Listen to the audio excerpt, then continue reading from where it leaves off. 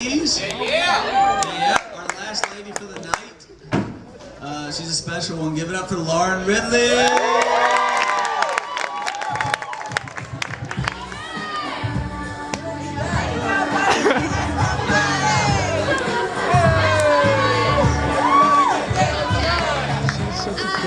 Alright, y'all, I'm really nervous because everyone has been so funny. And I'm a little bit funny in a different way, I guess you'd say. That sounds kind of bad. So, people who know me, I feel like, or people who don't know me, I feel like the adjective I get a lot is sweet, which I am sweet sometimes.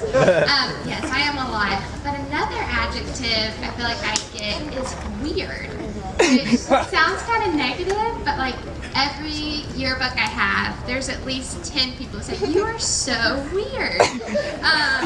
So I'm going to try my hardest to just show that weirdness with y'all, because I'm usually really nervous with people I don't know well.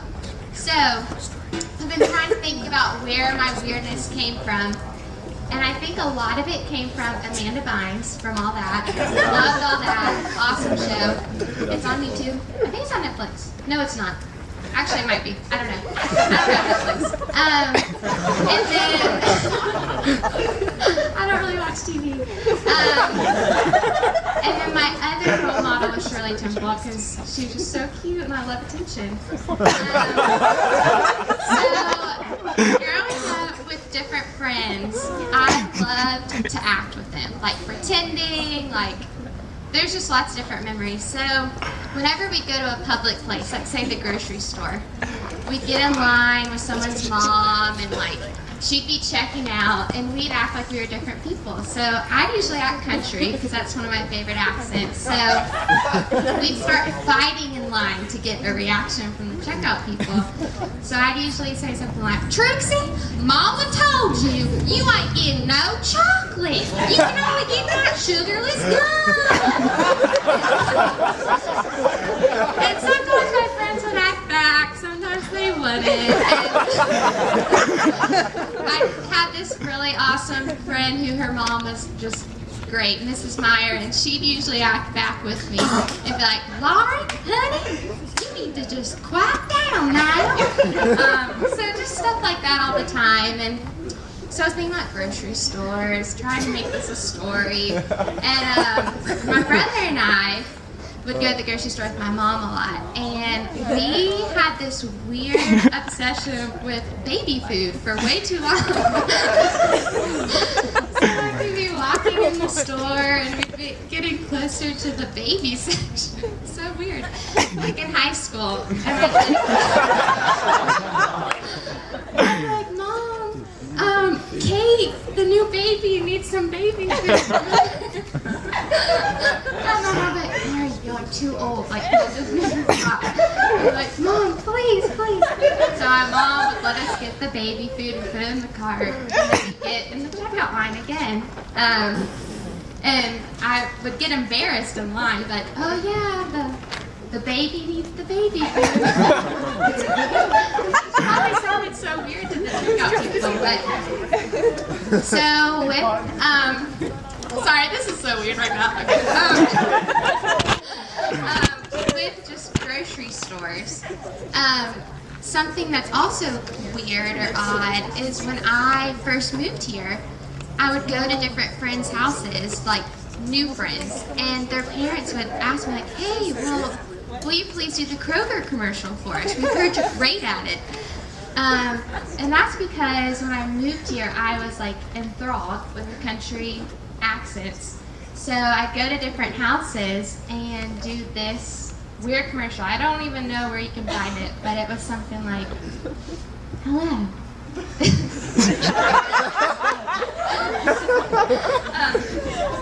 Today at Kroger, we got sales on markers, crayons, paper supplies, everything your kids need for the back to school year. Come to Kroger, and also, we got sales on ham. 39 cents a pound. We're real cheap. We're the Kroger.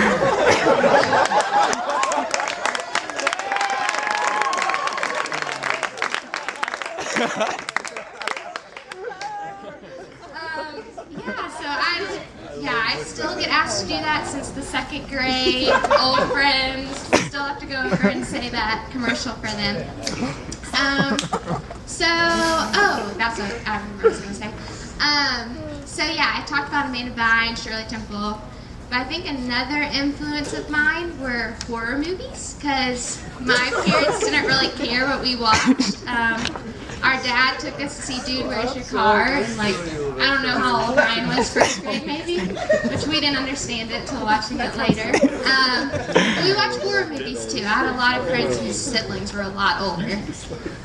So one of our favorite games, pretending, was the Mean Mommy game. And this was a game where pretty much we got to be really abusive with our friends, which is really odd, but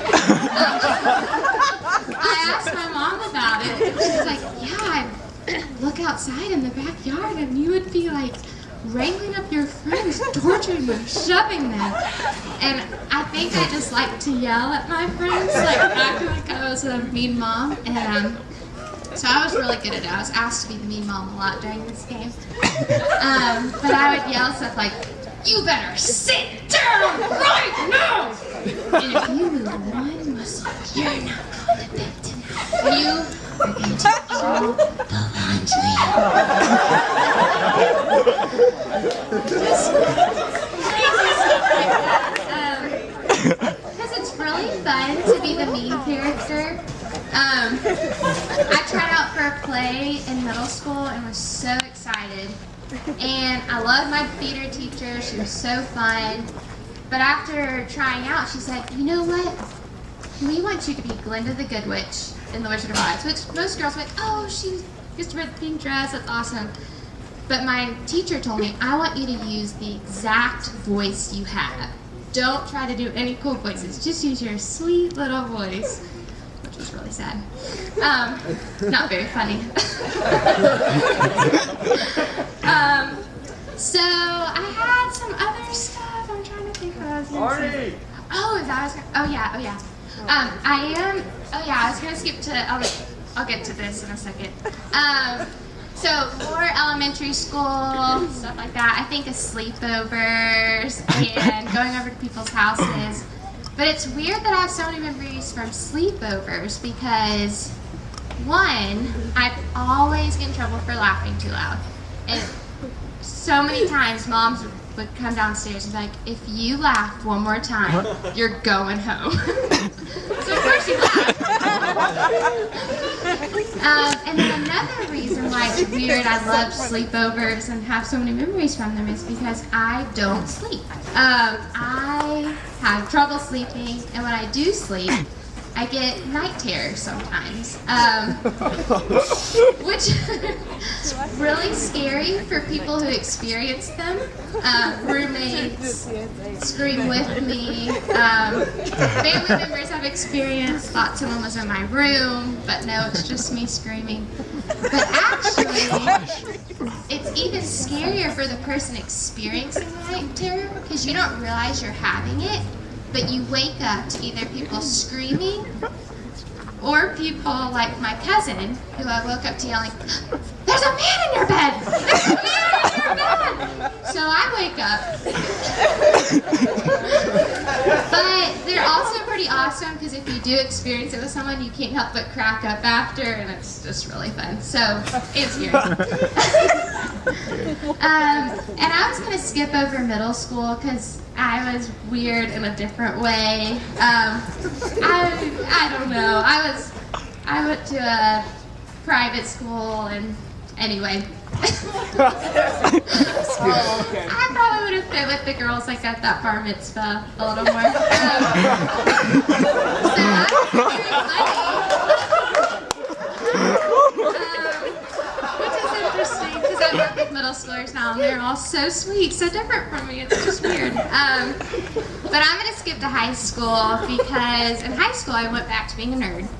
And a lot of my friends partied, stuff like that, but I had a select group who didn't because their boyfriends didn't drink. So that was awesome because they didn't want to drink because they didn't drink. The boyfriends, because they played soccer, were awesome.